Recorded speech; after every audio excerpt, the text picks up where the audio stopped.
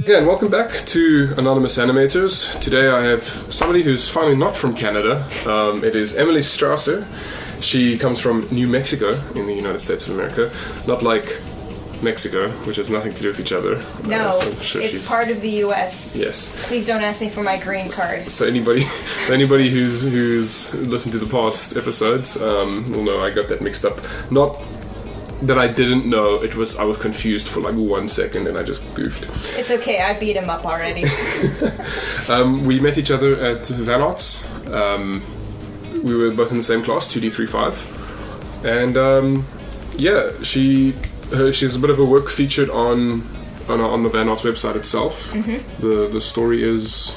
It's about a little robot, and it's supposed to take place like in the way distant future in this like really pretty futuristic city. Little robot, he's flying his toy plane, thank you. His toy plane, and hits a little girl in the back of the head, and so he gets all embarrassed and he's like, "Oh, here." There's no dialogue, but he gestures, gives the remote control to her as a sort of like, "I'm sorry, I just hit you," and so she gets all excited. She grabs the controller, and so so she starts flying the plane around, and it circles around and bops him in the head, and so he falls, and she gets really embarrassed and throws the controller off screen and runs off. Yeah, so that was featured. I guess clips of it were featured on the. No, the whole thing. Oh, the whole thing. Oh, well, that's even better. I've noticed that Van Arts has been updating their YouTube, so chances are it's going to be on YouTube eventually. Do you not have it hosted on YouTube, or do you only have it on your Vimeo? I have it on my YouTube, but it is on the Van Arts Vimeo too. So it's on my Vimeo and the Van Arts Vimeo. Okay. Which we'll have links for on, I guess, in the description as well as. In the Tumblr and all that. Yeah, and otherwise, yeah, you've also got other work that you got posted elsewhere, like you were mentioning comics. Yeah, this stuff you can all actually find on my my DeviantArt. It's still kicking around, but it's old and embarrassing to look at these days, as it is with artists. It's been I started doing. Actually, I think the first time I ever did quote-unquote professional work was when I was at the University of New Mexico. In my freshman year, I started doing a lot of political cartoons because this was still during the Bush era, and my dad had a lot of ideas for political cartoons. And there was also some stuff going around school, like we had 20 vice presidents, and just, you know how it goes, the president is... it's like, hey, we want, like, this building is falling apart. You should probably do something about it. No, he wants to, use the money, our tuition money, to pay 21 vice presidents instead. All of them having ridiculously high paychecks. That kind of stuff. Yeah, so you can probably tell Emily's a little political. You know what? It's because I lived through the Bush era. Yeah, I think the whole world got really political at one stage with that. But I suppose it's no different with the Reagan situation, or just any president really, I guess. Okay, well, Emily, what we really want to know, what I'm actually trying to record for all of history, is why did you become an animator? Should I give you sort of the quick rundown on it, or should I just start from when I was a freshman in college? No, even before then. I'd like to know pretty much from the get-go, like, a good key starting point would be, did you pop out and be like, I want to draw cartoons, or did you watch a cartoon and be like, hey, I like this idea? It's kind of funny because pretty much growing up, I didn't have any ideas to be an animator. Like, that just wasn't, like, it just didn't, because of course, me, as with most people, I watched a lot of Disney cartoons, but the Disney stuff was on such a pedestal for me. Like, I guess growing up, I must have thought they were animated by wizards or something, because it was like, how do people even do this? This is so amazing. And at the time, you know, as a little kid, I'm just drawing these little goofy cartoons, and I didn't know anything about anatomy or anything. In the weeks leading up to this, we put it off, this podcast, this particular episode, for quite a while for multiple reasons. But while I was thinking about it, I was trying to remember when it was that I decided, hey, this is a thing I can do too. It was actually when I started watching internet cartoons, and, you know, I watched Homestar Runner and stuff, and I thought those were really fun. But I think the first time that I ever was like, oh my gosh, this is so cool, I want to do this, was, interestingly enough, it was late high school. I watched these two internet cartoons. I guess they're for like this Flash Festival in Japan. They're called Nightmares. What was it? There was Nightmare City, and I don't remember what the other one was off the top of my head. But it was by this team called Clairvoyance. Northern Lights. That was the other one. And they were, and there's actually a few of them if you hunt them down. There's a few of them, and they're just these flash cartoons that people do, and I guess they submit it to this festival. And they're always based off these cats that are supposed to represent Japanese emoticons or something.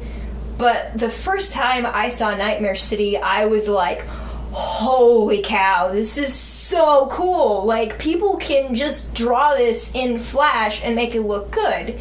Because as cool as Homestar Runner is, like, the animation is not really, like, rememberable. Like, it's not... It does what it needs to do, but it doesn't, like, mystify anyone. It's just, oh, cool, you can make stuff move. And I think Nightmare City and Northern Lights was the first time that I ever really was like, wow, normal people are good at this stuff. Like, not just people who went through, you know, they're veterans at Disney, but, like, people who just... they have 9-to-5 jobs, or they go to school. And there's another one that also, like, when I saw this, there's a series, it's called St. Elmo's Bullet, and it's the same, like, it's also submitted for a Flash Festival. And when I saw these, and the guy never finished them, but you can see they're super graphic. So if you go hunting down for them, they are, like, blood and gore and but again, you know, just a guy animating this story, and I did all these. I used to do these storyboards because I didn't have Flash in high school, but I used to do these storyboards, and I used to write down, okay, I want to do it to this song, but I didn't have the means to really do it. It wasn't until college, but by college I was busy with so many other things I didn't really have time to learn to animate well. Yeah. But that was really the first time I really thought, yeah, this is a cool thing. But I still didn't want to do it as a career. I guess if you were to approach me at age 18, you know, and said, hey, if you do this, then you can get a job in animation, then I might have said yes. But when I graduated high school, I really wanted to do graphic novels.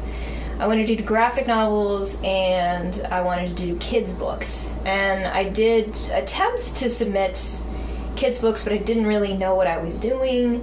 And I'm sure if I were to do it again, I'd do it better this time. But, you know, that was a thing I attempted. My real love at the time was comics. And so throughout, again, when I was in college, I did political cartoons, and then I think I basically took a year off because there was another guy who was doing... Stephen McCraney, he's got a Tumblr, he's got a DA. You would probably recognize his stuff if you saw it, because he submitted these comics online and they went viral. He used to be the cartoonist for the newspaper. It was called the Daily Lobo before I was, and that was how we met, because, you know, he said, oh, I heard you were doing these comics, I want to hang out. You know, and every once in a while, when I'm in Albuquerque, we hang out, we draw at each other's sketchbooks. Fun times. Yeah, so I did Loser Dog, and I did the Ink Brothers, and they were really fun. But there was some problems with the editors, and they weren't really publishing all of my comics, or they were publishing them in the wrong order. But, it was at least good experience for me, and I really enjoyed writing them, so I just wanted to keep doing it. But at some point, work caught up because at that time I was working part-time as well. So I'm school full-time, working part-time, and doing comics on the side. I was, and eventually and not to mention since the editors never published my comics in the correct order. I think I had one good editor, but she had to leave because of, health issues. But the other editors I was basically in the office every week. Why didn't you publish this? I sent you a ton of them. You published 3 of them. And same thing every week. Oh, sorry. I'll guess I'll do it. I'll do it better next week. Same thing happens again the next week. I was just like, you know what? I'm tired. I'm tired of this. So that was exhausting. Let's see. I guess it really wasn't until after I graduated UNM because there's something. I was so depressed when I was at UNM. I never wanted to be there. I originally wanted to go to Ringling and the Otis, and actually Van Arts was one of the ones that I looked at when I was 17. And at the time it was just this really cool, awesome thing, go study in another country, and do it in 2 years as opposed to 3 or 4. The foreign exotic land of Canada. Yeah, well, I've been to Canada before Van Arts. The first time I was in Canada, I think I was 12, and the first time I went was on Victoria, actually. And I fell in love with it. I was like, this is so cool. Look at the way that the walking signs actually make a noise. They don't do that where I'm from. They make a noise to indicate, walk sign is on. Yeah. Walk like a dog.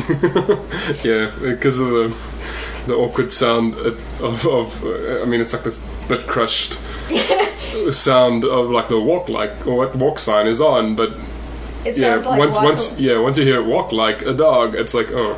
And that's pretty much what we hear now. And now if you're in Canada and you hear that sign, walk sign is on, you're now going to hear it as walk like a dog.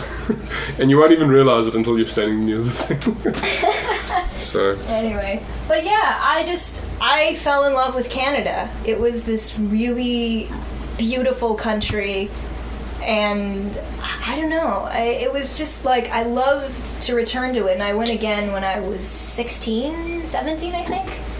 I went to Niagara Falls, and initially my parents said that, we're going to stay on the U.S. side. But then, wouldn't you know it, we crossed the border, and I'm just like, yeah, we're in Canada again! It was the first time I had poutine, except it was not the best poutine, because they were just like, would you like gravy with your fries? And we were like, what are these strange Canadians eating gravy with their fries? And I didn't know it at the time, but that's kind of what poutine is, right? And I thought it was super gross at first, but I also had it in an Applebee's, so there you go. Yeah. Not the first time you want to try poutine. So... Well, maybe it is, because then you have the worst... Well, I guess maybe not, because if you have the worst first, then you might not want to try it again. Oh, that's the thing. But if you like it enough that you then eventually do try the more gourmet poutine. Because I was lucky, the first time I had poutine...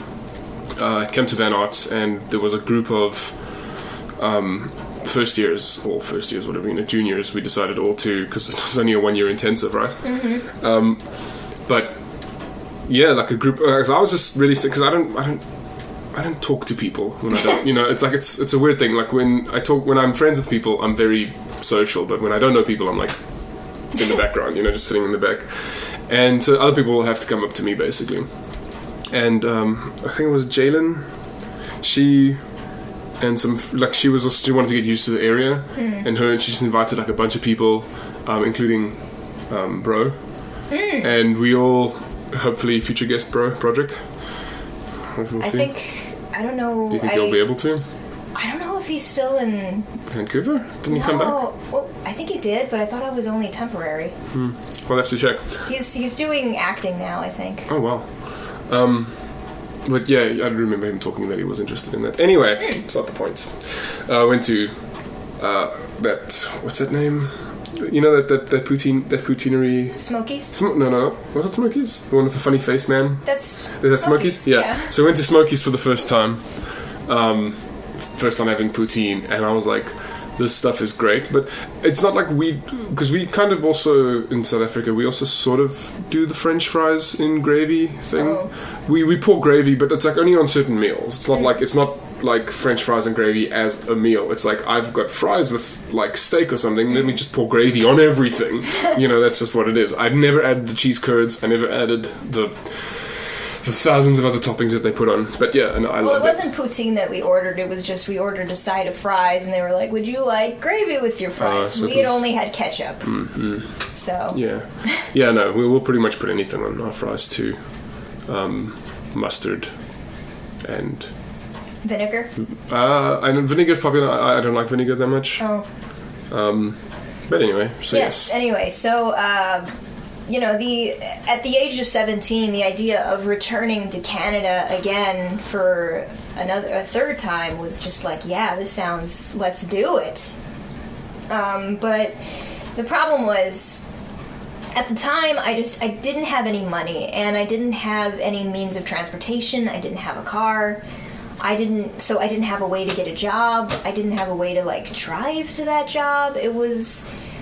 And I didn't have any scholarships except for the lottery scholarship, which is pretty cool. If you've graduated from a New Mexican high school, then you get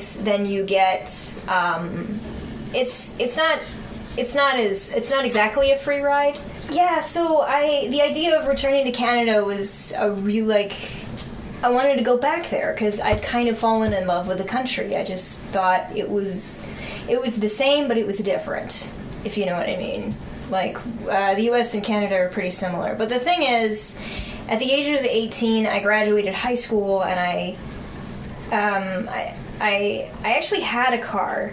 But my dad said to me when he bought it, I'll buy you this car if you go to UNM.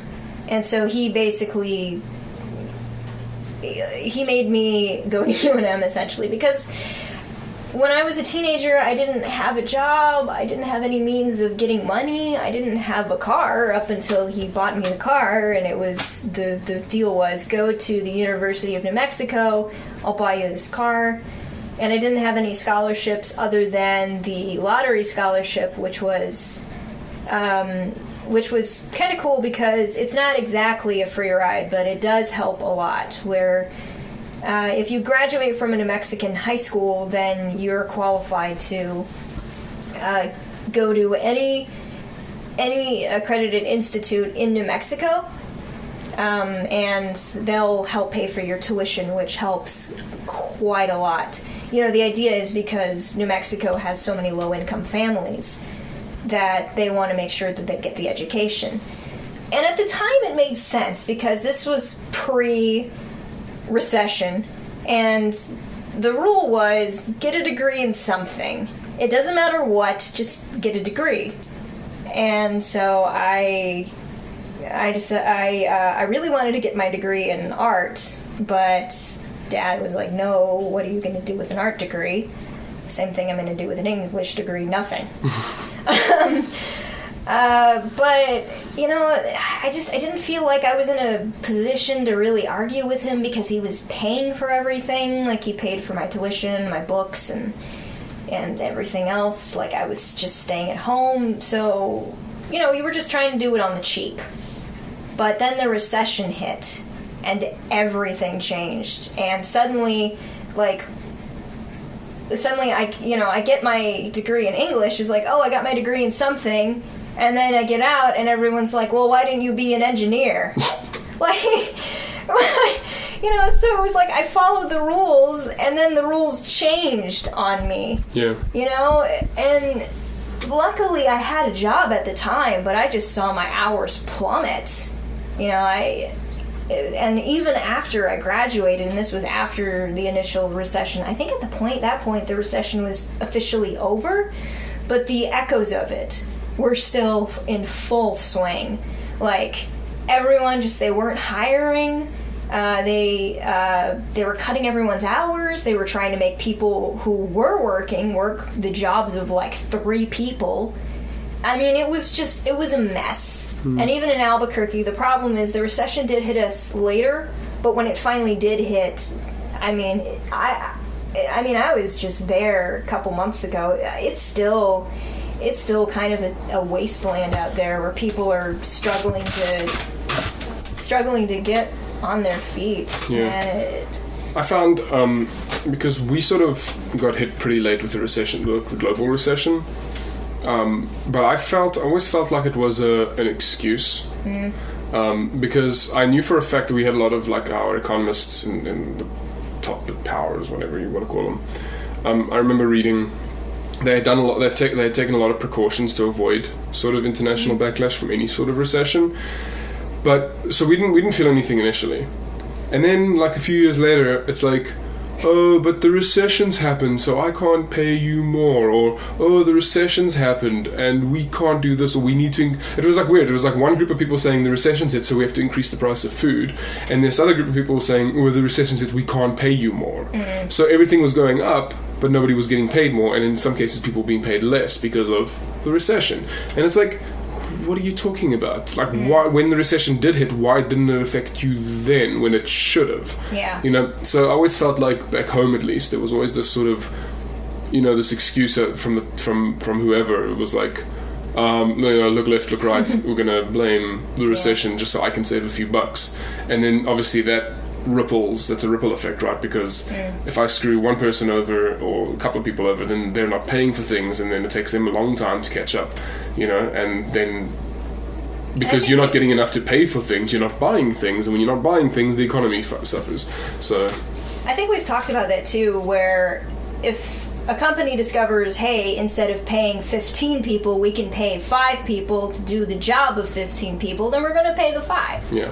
And I did feel that when I was working in retail, and that was another. But when those 10 other people aren't buying from your store, don't sit there and wonder why. Yeah. I mean, I'm sure we can fill an entire podcast about that, but we're here to talk about animation. Yes.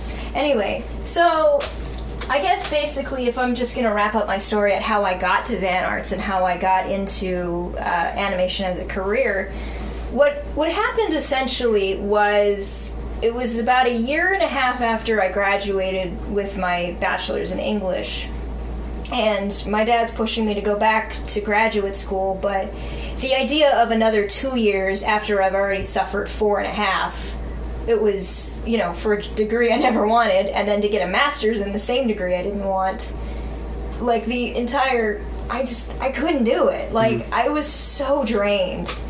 And I was taking classes, and I did learn Illustrator, and I did learn a little bit, you know, just to get a certificate in media arts, but I wasn't really going anywhere, and I didn't really feel like I was accomplishing much. I did learn Illustrator, and I did learn a few things in Flash that were very helpful, so I do thank them for that, but man, I was just miserable. I was so depressed all the time. I just felt useless, and this was like a week. I remember sometime in August, I think. August of 2012. And this was like a week or 2 after my dog died. My little beagle of 13 years. And it was like the last thing, really, that I had to take care of. It was gone. And I felt empty. And I remember I was at work, and I was musing over, what am I gonna do? Like, because I was still doing comics, but I was mostly just posting them online. I did get published into an anthology, it's called Secka Punch. I don't think they're active anymore, but it was kind of nice to see my work in print, and I was just trying to do freelance as best as I can, but I've discovered that people in Albuquerque, especially, they can be flakes. Because it wasn't anything I was doing, I don't think. You know, it was like, hey, we're looking for someone to do concept art for a CD. I'm your person. And then, oh, cool, send them some stuff. Send them some concept sketches. I'm like, okay, so let me know what you think. And then they're gone. And then what was the other? There was a bunch of other stuff too. It was like, hey, we need an inker for this comic. And I'm like, I know how to ink comics. And then suddenly the guy who says, okay, we'll get you started next week. Then he moves to Florida without telling. I'm not even joking. That's what he did. He was like, oh, I'd love to be able to have you as an inker for one of my comics. It's like a 4-page thing, but we'll give you a little bit of money. And I'm like, great, I can't wait to do it. And then the next month I found out, oh, he's in Florida. Well, that's just great. I'm not even joking. It was like this was a constant reoccurring thing. Like I was just grabbing every opportunity that I could, but even the opportunities that went through, I'd sell at conventions or something. And then at the end of it, it's like, okay, now what? I did the thing, or I tried to do the thing and they're gone. Now what? So I was trying to figure out, what am I going to do? I was also trying to submit comics, and either they weren't responding or I was getting rejected. I was getting frustrated, and I was getting scared, because here I am. I was 24 years old at the time. I have my degree. I'm still living at home. I don't have enough money to move out of my parents' house, because my one job that is supposed to be paying me more, that I've been working at for 5 years, is paying me even less than when I started. Not so much in terms of my salary, but in hours. Like, I was lucky to get 25 hours a week. And it wasn't because I was new. They just didn't want to pay me. Or I don't know what the deal was. So I was musing over this, and then some woman comes in, and I remember she was wearing a purple dress, and she was wearing this white, sailor hat. And she was this little elderly black woman. And, I walk up to her and I give the usual, hello, can I help you with anything this evening? And I don't remember what it was she said initially, but I remember she was very surprised when she discovered I was a girl, because she was like, oh no, sir, I'm quite all right. And she stepped back and she was like, you're a girl. And I'm like, yep. Because I have short hair and kind of a thin figure, so she was quite, and she, but it happened so many times. It's become a source of humor for me. Like, I am not offended when people think I'm a guy. I'm actually really amused by it. So she was like, oh, just, be proud of what you are. And I said, I am. And I don't know, we started talking, and she was telling me about how she was from Ethiopia, I believe, and her name was Veronica, I think is what she told me. And she started talking about how she came into the US because she wanted to help people. Like she says, I believe that God put me on this earth. I'm not religious, just to put that up front. I consider myself agnostic. Like, I know that I don't know, and I'm okay with not knowing sometimes. Sometimes it's frustrating, but I like to be open. I like to, okay, this religion says this, and this religion says this, and I like this about this thing, and okay, this is a good philosophy. But I'm never offended when people talk about their personal beliefs, because I think that's really fascinating. Especially when it comes to spiritual stuff. So she was talking about how I believe God put me on this earth to help the children, and she was showing me that she had a basket full of folders and stuff that we had on clearance, and she says, I'm gonna buy all this stuff because it's really cheap, and I'm gonna just give it to the children who don't have enough money for school supplies. And I remember there was this kid that came in. He was 14 years old, and he what was it? He had a toothbrush, and he was clutching this toothbrush, and he was looking for a lint roller, and he was just standing in front of the lint roller section. You could see him trying to decide what's the cheapest thing I can get, and she goes over to him and she says, you can get a better deal when you buy the 2-pack. And he goes, oh, no, I can't.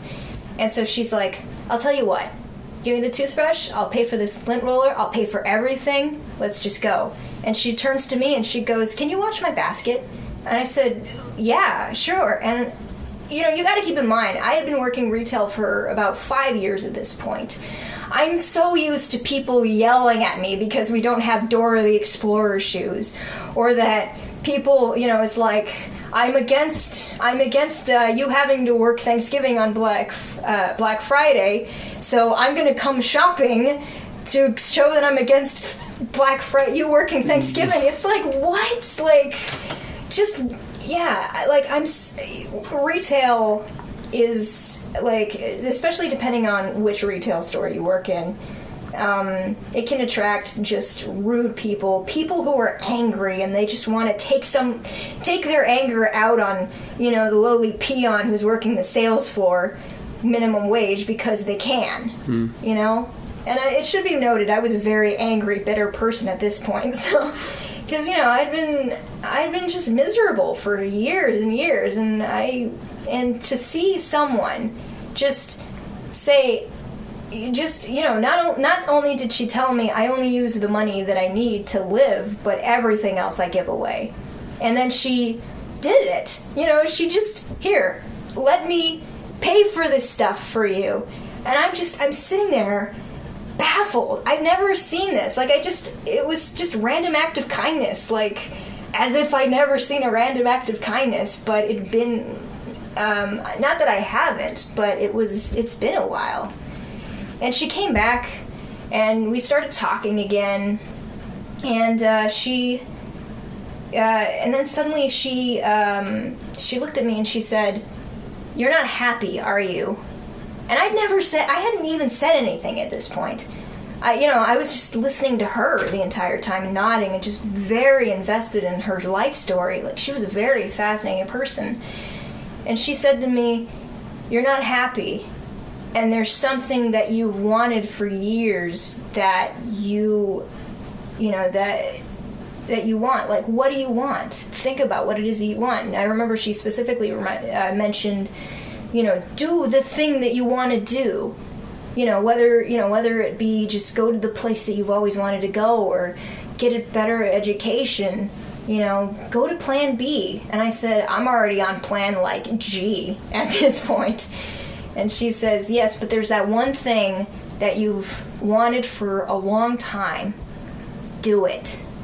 And I remember I got home, and we went to IHOP with some of my coworkers, and I mentioned this story, and, my coworkers knew how miserable I was, and I had a friend of mine who said, I think you had a divine intervention. And I'm like, at this point, I wouldn't be surprised, because I'm just like, this is so weird. So I got home later that night, and I talked to my parents about it, and the mention of Van Arts came up, because I remember I really wanted to try to convince them I want to go to Van Arts. I don't know what it was in particular that made me want to go, but I really wanted to go to Van Arts, and we were looking around schools, and it was like, okay, for the price that I'm paying, and I don't want to get another degree. That wasn't really my goal. I want to learn a skill that can help me get a job. So me and my mom, we went up to Vancouver, and I did look around some of the other schools. Like, I looked at Emily Carr, and I looked at Capilano. But the only places that got an appointment for me were Van Arts and VFS. And I remember I went to Van Arts, and they basically were just like, here's the class, go sit in, ask the kids what you think, and just let them talk. And that they left me alone, and I talked to all the kids, and all the kids are telling me the stories, and they're talking about Vancouver, and it was amazing. Like, I felt so at home, and I felt so good, and I'm like, yeah, I think I'm gonna be really happy here. And I did the same thing with VFS, but it was such a different experience. Mostly we sat in the office, and he was just like, well, I guess we can take you, but I don't, whatever. Yeah. Like, it was like, we don't care. So I was like, I don't know. And plus it was like $8,000 more, so I was like, I don't know if it's worth the money. I don't know if it's worth an extra $8,000 to get, at the time we thought, essentially the same the same results. You know, learn animation for a year and then get out, go find a job. So I don't regret going to Van Arts, that's for sure. Especially for the price that I paid, and that was how I got in. And I remember initially when I got in, I wasn't still passionate about it. Like, it was just sort of, oh, okay, it's this cool thing, and you can, oh, cool, I made the drawings move. You know? And it wasn't until I saw the opening for Wander Over Yonder, when that came out on the internet, and, you know, we had been learning Harmony, and I was starting to understand the principles of animation, and I was starting to apply them to my own work. But I saw that opening, and I saw that done in Harmony, and I was like, I have to get good at this. This is so cool. I have to get good at this. Look at how amazing this is. And plus, it was Craig McCracken. And I loved the Powerpuff Girls. That was like one of my favorite shows growing up. I loved Foster's Home. I was just like, oh my gosh, I have to get good at this. Look at how awesome and amazing this looks. So that was the first time, like, just the fire in my belly just ignited, you know. I'd begun this process slow, bit by bit, where I started to foster this love of animation, and that opening was the first time, like, the little fire in my belly ignited again. It was like singing Nightmare City and Northern Lights all over again, where I saw that, and it was like this fire ignited, and I was like, well... Well, we are in a bad neighborhood up here in North Van. I know, with all the big houses and the cars on this. Yeah. Yeah. So you're telling me, like, that lust for animation, even though it might have still been there, like, it only really got re-sparked. Yeah. A bit more recently. Yeah, because as I've said, the hand-drawn stuff, I'm starting to get there. I'm starting to not hate my hand-drawn animation, but... You know, the technology, it's so, like, anyone can do it. Like, anyone can make the puppet move. But to make it move well, that was the thing, like, Wander Over Yonder was really the thing that I was like, wow, you can make these puppets look good, and you can cheat it to make it look like it's hand-drawn, but it's not. Like, I don't know, just something in me ignited, and now I've sort of begun this journey where it's like, wow, I really like animation now. I still love comics and I still love the illustration side of it, but you know, now I've got this whole other medium to play with, and I'm so excited because I've done films too. So that was some things that I did in college. Was I actually made a lot of films, but oh man, just animation. Now it's no longer this unobtainable goal. It's a thing I can grab. I can reach out and I can grab it. It's just, I gotta practice. Yeah. You know? Mm-hmm. So that's kind of how I got into it. Yeah, okay. Well, that's pretty cool. What was your, what got you into drawing though, then? What was that little bit of... Oh, the drawing, man, that was... I remember actually, I think a lot of it, because every kid loves to draw. I think... it's been few and far between that I've ever met someone who was like, oh, I didn't like drawing as a kid. Like, what? Yeah. Who doesn't love drawing as a kid? The trick is to actually still love drawing after you stop being a kid, you know? And I remember there was a book series, actually. Do you remember Captain Underpants? Nope. Oh, man, dude, that was like my favorite book as a kid. It was by Dave Pilkey, I think is his last name, and he's one of my favorite children's authors when I was a kid, and he wrote this. It was a chapter book, but it was illustrated. I guess sort of the precursor to graphic novels, so it was about these two kids who would draw this superhero comic, and they would photocopy them and sell them on the playground. And it was essentially a superhero story about a guy who fought crime in his underwear. That was the joke, because, you know, the old Superman looks like he's wearing the underwear on the outside. And they actually end up turning the principal into Captain Underpants. And there's this whole, like, it's just this silly little series, and there were, like, 5 books that came out after that, and, like, a bunch of other side books. But the original Captain Underpants, like, that probably is what sparked the love of drawing for me. And also, I watched a lot of Mark Kistler as a kid, who did this, I don't remember what the show was, but I remember he did a lot of drawings, but they were kid-friendly. Like, they were, like, he taught kids how to draw in 3D, and do these little cartoon animals, and I used to try to replicate that. So, I don't know, man. It was just, the combination of my love of Disney and Mark Kistler and Dave Pilkey, like, I fell in love with the drawing. And soon I started having my own characters, and I used to write stories for them. I wrote comics. Me and my best friend to this day, we wrote this comic book together. We collaborated on it, and it was like 300 pages. I counted one time. It's a big, thick comic that we used to draw together. And eventually, school caught up with us, and we had to put it on hiatus. And but we still draw the characters. Like, I don't know, just I love the stories. I love drawing, and I was really depressed too. I've told you why, but essentially you should just know that I was depressed pretty much from the ages of 14 to 17, I guess. Like, just super depressed, and so I used to draw out my frustrations, and, like, I don't know, it kept me grounded. It was a way for me to vent. So that was, I don't know. It's been sort of my greatest gift and my worst curse is just I love drawing, and it's gotten me through so much. But now it's like I can't imagine doing anything else with my life. It's such an intricate part of me that I know this is what I want to do, and I'm getting there. So. Okay. Well.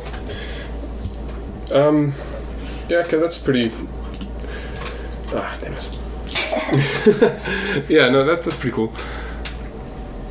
Basically, I guess what my next question is going to be then, though you kind of have already somewhat answered, any particular heroes or inspirations that have helped lead you to this point, or anybody in particular that you just love to know about? I will say, at the age of 12 was Invader Zim came out, and that was also when I discovered the internet, and I discovered you could post fan art on the internet. And so I have to say, I really did enjoy Jonan Vasquez's work, though I'm not really sure. He's such a weird, hard guy. Like, he's such a hard guy to follow. Like, I'm never quite sure what he's doing. It's like suddenly mindless self-indulgence is like music video directed by Jonan Vasquez. It's like, what? Okay. I guess he's doing that now. Yeah. But I really like Jonan Vasquez's early work from the late 90s, early 2000s, pretty much from Johnny the Homicidal Maniac to Invader Zim, as with most people who enjoy Jonan's work. I also will say, this is a weird reason why I like this guy, but I always use him to remind me that it doesn't matter that, like, you don't have to be great at art. And there's a couple of people, but while I'm talking about Jonan Vasquez, Roman Dirge, who does Lenore, he does the Lenore comics, like, he was told, I think by one of his, he was either high school or college, he was told by one of his teachers, you'll never be a professional because your art is so crude. And then he wrote Lenore for like 10 years. I don't know if he's still doing it. Every once in a while I see a new one and I'm like, I guess he's still writing them. Yeah, I've seen some people, just random people who really like Lenore. My one boss, my last boss before moving here to Canada, like, he had a little Lenore figurine on his collection of figurines, and like I walked in and because he had it was this weird collection. It was like it was Dino on top of Fred Flintstone, and then he had sports figurines and stuff, and then there was just this Lenore, and I'm like, you like Lenore? And he's like, yeah, he thinks it's really good. I'm like, okay, I guess that's a thing. It's really I love the sense of humor that he has in it. It's so funny, and I also I love Ragamuffin, but I really love Mr. Gosh because I don't know what it is. He's so pathetic. And he reminds me of my last ex, and I know that's a really weird thing. I'm not even joking, it totally... but, I don't know, I think maybe it's just his character design that I really like.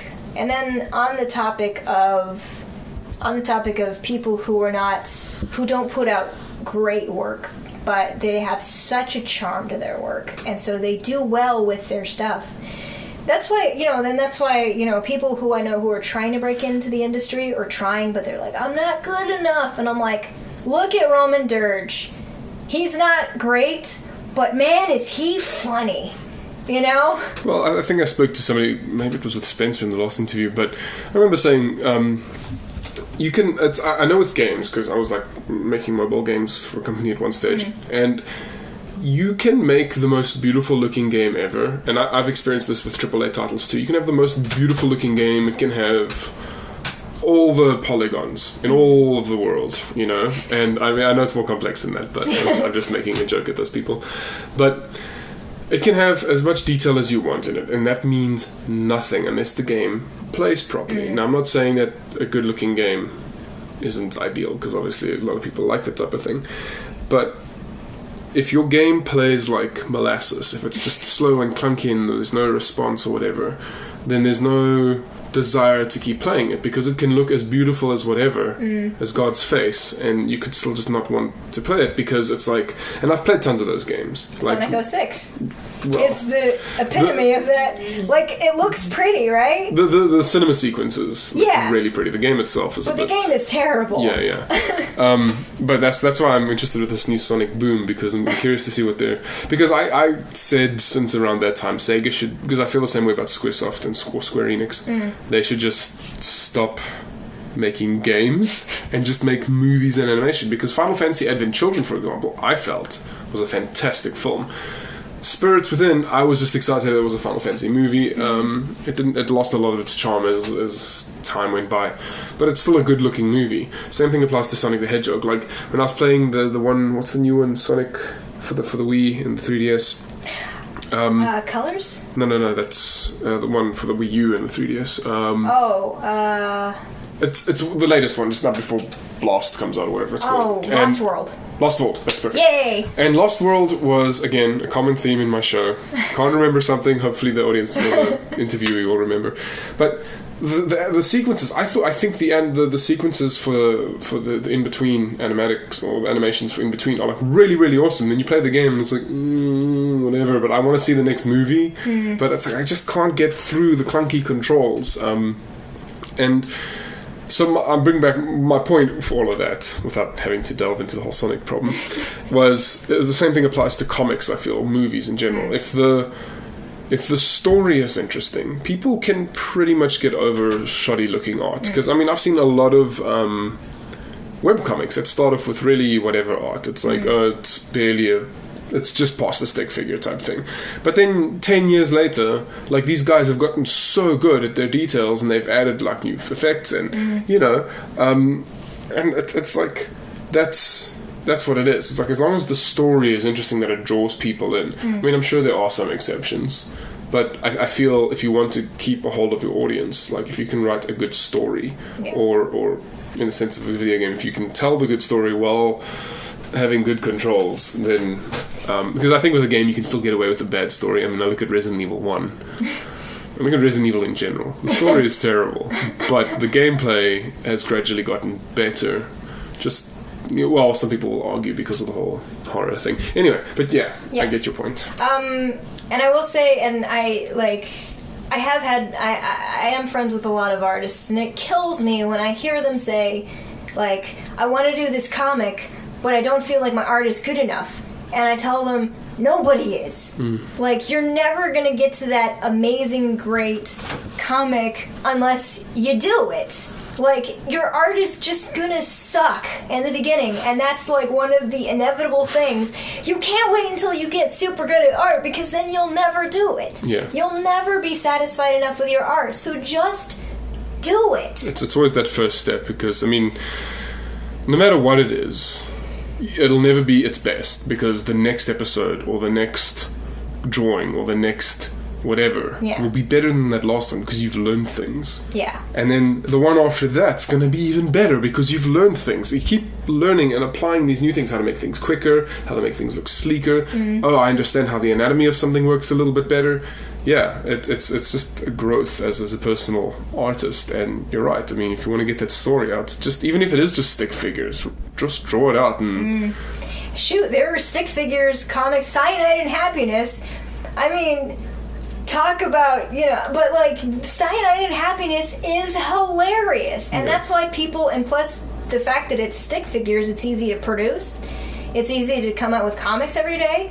They do animations. So, like, these guys, like, the art is nothing incredible, but holy cow, are they funny. And the other thing, too, on the topic of artists who, like, who put out stick figure works, and maybe the art's not like, whoa, but my man, Exploding Dog, Sam Brown, I have the first children's book that he did. It's called Sometimes I Can't Believe You're a Robot, or I think is what it is. Yeah. And like, this guy, all he does is stick figures. Like, it looks like little doodles that he does. And I've seen the original, like, he started this back in like 98. Like, he started this website, Exploding Dog. People would just send him things, send him like sentences or expressions, sayings, whatever, and he would draw a thing to it. And the original ones, like, they're kind of gray, and they were done in MS Paint, and they're just kind of like meh. But the characters are really charming, and it's kind of cool that he does this, like, daily. Yeah. And now he does he does these with the Photoshop brushes to make it look like it was done in crayon or something, or it was the really rough pencil sketches, and he plays with colors, so it's really colorful. Love Sam Brown's work. Yeah. That reminds me a lot of, like, in Tumblr, I guess, in particular, where you have these artists who have, like, ask blogs where they roleplay a character, and then they get people to ask them a question, and then they draw that picture in response to that question. Yeah, I like that idea. I've seen it, like, on forums also, where people will just draw pictures. Like, one guy will be like, can somebody draw this? And then they'll claim it, and they'll be like, okay, let me just draw a quick doodle of it or whatever. I think that's a great way to sort of build one's creative mind, without relying, say, too much heavily on just doing the same things over and over again. Because there's things that one prefers to draw, and then you get stuck drawing those things, and it's like, oh, crud, I don't know how to draw anything else. Yeah, I've almost fallen into that trap, but, I've always stopped myself before. Okay, I should really draw something else before I draw this too much. I'm just starting to get good at it. Yeah. So. Well, let's start wrapping this up then. I'm going to ask you your favorites. Oh boy. So I hope you're ready. But let's start with favorite book. Oh boy. I don't read nearly as much as I should. It can be comic books too, I suppose. Okay. I've actually met him, Jeff Smith. He did the Bone series. I have the entire collection, the color collection. I had him sign the first one, the first color book, and he's also done a little phone bone in my book, and then he also did another phony bone in my sketchbook that I still have somewhere. And so I love Bone, and I love Alison Bechdel's Fun Home. She did Dykes to Watch Out For, so it's like this comic. I found a collection at the library if you're interested. But Fun Home is really great because it's an autobiographical comic. And then I really love Mouse by Art Spiegelman. Love that book. Yeah, I remember when we went to the museum display last year. Oh man, I love. Amazing. It's especially the second one, because the second one is when it just gets so intense. It's scary. In terms of prose, it's a little embarrassing, but I love the Silverwing series. It's done by Kenneth Oppel, and he did a 3-book series. There's a fourth one that he also did, but the one that stars Silverwing. There's Silverwing, Sunwing, and Firewing, and it's about bats. And it was actually, they were like books for like 12-year-olds, so just barely starting to get into chapter books. But like the story is actually pretty intense. because the antagonist is a cannibal bat. And he actually eats people. Like, he actually, eats the bats. And it's so... But I love it. I love bats, too. So that's... It was my favorite animal before I really started liking dragons. And dragons... I have so many dragons. It's ridiculous. Oh, the dragons. Okay, well, what about a favorite film? Ooh, that's another hard one. I'd have to say I love V for Vendetta. I love watching this, and we have to watch it. I watch it. Ever since the movie came out, I watch that movie every year on the 5th. Yeah, me too. It's become my own personal... It's like the law. Watch V for Vendetta on November the 5th. Yeah, I do. I don't know. I mean, I dig that movie. It makes me... I mean, it's one of those things, I haven't read the graphic novel yet, and I know that's a sin. I can't get through it. Oh, really? I don't like the art. It looks like... I wish it was in black and white. Oh, you just counted our argument from earlier. I know, just... Such a great story, but now you don't want to read it because the art's not good. No, it's now you've destroyed all those other junior artists. I'm sorry. It's just like... It's the color. I wish it was done in black and white, but the problem is, and I know it was because of the technology at the time, they couldn't get the shiny art that they can now, but they just sort of put little, I guess it's either I haven't read it, so I don't know. It's either watercolor or it's ink. It's colored inks. But I really feel that the art would have been a lot stronger if it was just the solid black and white. I mean, I'm sure the story is fantastic. Plus, the other thing that should be noted about the graphic novel was that it was sort of written for the time. So it was written in the 60s, I believe. Yeah. So in terms of the politics, I think the politics would have been a lot more relevant back then. And I think the movie's done a pretty good job of updating that. I feel that way, too. Especially when the movie came out that was relevant to the oh, man. Because it definitely sort of pinpointed the whole... Because there is that idea, right, of America destroying itself. That's always been there. I think a lot of futurists saw it happening from the 40s even. They were like, I don't know, the way you guys are bringing all these people in, just letting anybody in and then mistreating others. It's I don't think this is going to last. Yeah, but I will say the thing, and I understand on the note of the graphic novel, the thing was... I'm sure it was really fantastic for the time. I'm sure the story's really solid. It's just, I'm looking through it through modern eyes. That's my problem, and so that's something I have to get over. I would like to read it, but unfortunately I haven't had really a chance to just get a copy of it. So, and every time I read it, it's in the store, and I have to thumb through it, and I'm like, I don't know if I want to buy this. I want to buy a bunch of other graphic novels. Yeah. What else? What else is one of my favorite? I love WALL-E. WALL-E is, to this day, my favorite Pixar film. I love Pixar, but there's something about WALL-E. I guess it's because it stars a robot. Yeah. Love robots. It's not the discussion on how we're destroying nature. No, it's the little cute square robot. There's actually a really... WALL-E. There's a really fantastic video by Nostalgia Chick in which she talks about the Lorax and how it fails actually as an environmentalist issue. And she talks about WALL-E a lot because, they've already done a movie about environmentalist issue and they did it well. It's called WALL-E. And the reason why we love WALL-E is because we care more about the cute little robot than necessarily the political message, though it does do the political message pretty well, albeit it's... I think they hide it. It's it's there in the background so you can decipher it, but it is pretty much the adventure of a little robot. Yeah, it's Maybe Lorix got pretty preachy, I would imagine. It's save the trees, come on everybody, save the trees. And it's everybody, I think people are just tired of hearing that. It's no, it's not that nobody wants to save the trees. It's just, I don't want to go watch my kids' movie, my animated film, and feel guilty that I'm destroying the planet, it's... It the message felt so confused too. You know what I mean? It's they're... Because the thing with WALL-E is that it destroys the planet. There is no Earth. The planet's destroyed, that's the thing, yeah. But the thing, with the Lorax is that, well, okay, you can want the trees, but really they're only there for aesthetic purposes. They're still alive. There's no, no real threat. There's... if they didn't get the tree in the end, it wouldn't have made a difference. Like, it would have been the same world. Everyone's still living in their plastic houses in the plastic bubble, and the outside world still sucks. And they get the one tree, and it's just kind of like, well, so, you know, that's another thing with the Lorax, is that the message, and plus even the story itself, was like, I don't care.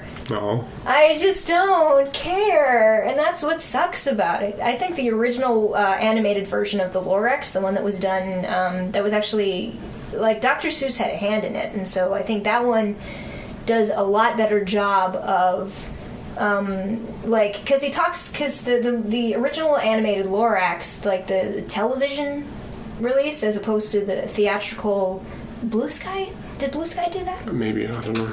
I don't remember. Anyway, so, and the original Lorax talks about, like, okay, the Lorax comes up to the Onceler and he says, "You're destroying the trees," and then the Onceler goes, "Well, what am I supposed to do? Am I supposed to just lay off all of my workers? What do you want me to do?" And so the Lorax is like, "Well, I don't know what to tell you about that, but just to let you know." And you see the Onceler's progression of, I'm this young guy, and I'm gonna do this thing, and I'm gonna make this product, and everyone likes this product, and then you see him destroy it. Whereas in the Lorax movie that came out more recently, it was like that whole book was done in like a 5-minute song, like not even like a 2-minute song. Like the whole book was just done in less than 10 minutes, and then everything else was white noise. Yeah. Like it completely forgot the theme that made the Lorax. So that's my rant about the Lorax. Want to step down from that soapbox? Yes. Okay. Next question. Favorite TV show? Again, cartoon and TV show, different things. Okay. So pretty much live action, I guess, at this point. Right. Okay. I go through so many live action shows. I just kind of start on one and then I get into another. I would have to say overall my favorite would have to be Doctor Who. Okay. In terms of live action, I think you knew that already. In terms of cartoons, I'd have to say my favorite thing on TV right now would have to be Gravity Falls. I still adore Wander Over Yonder, but I think Gravity Falls just has that little bit, like it had the sense of humor of it in it is just a little bit more my taste. Yeah. I love, like I said, I freaking love Wander Over Yonder. I love the animation. I love the characters. I love how goofy, wacky it is. But I think, for me, the thing that keeps my interest the most would have to be Gravity Falls. Okay. And a video game? Oh boy, I'm actually gonna have to go, because the thing with me is that my brothers are more so the video gamers than I am. I love video games, but I spent most of my adult life broke. I still am. Hopefully that'll change by next year once I graduate with my 3D. But I love the original Spyro series, but I'd have to say the game that I've played the most, I could probably beat this game in my sleep. I've played it so much, would be Medieval 1 and 2 for the PlayStation 1.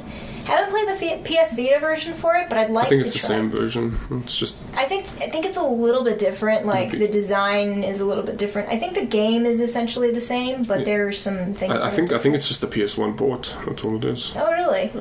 Was there an HD remake? I think there is, because I remember seeing some art for it, and for some reason Sir Dan has a midriff. Like, it's like, you see part of his rib cage, and then the spine, and it's like, where's his midsection?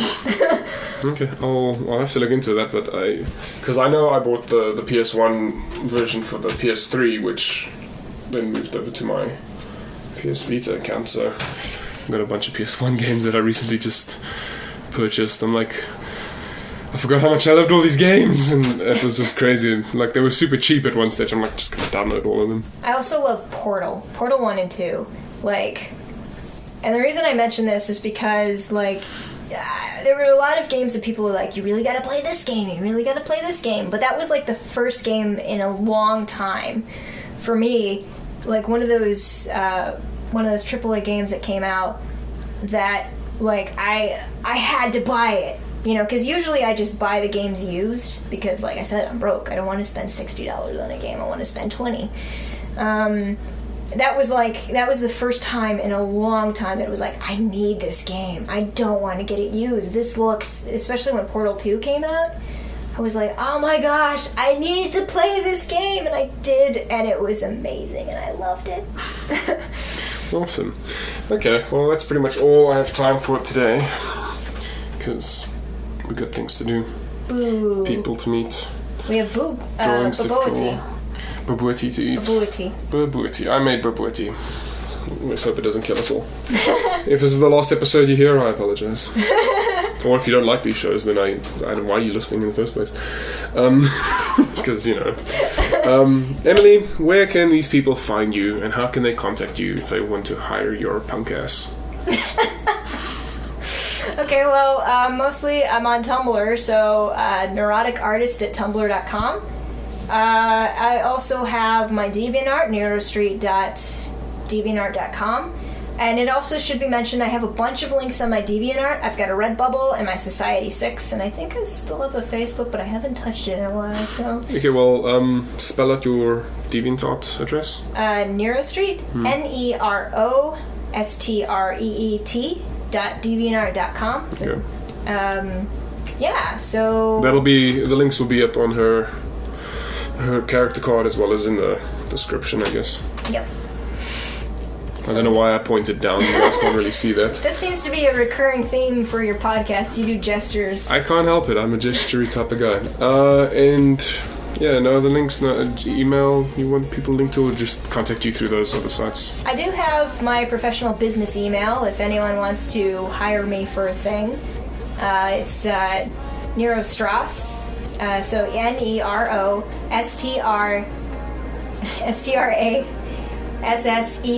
@hotmail.com. Okay. Ooh, Hotmail.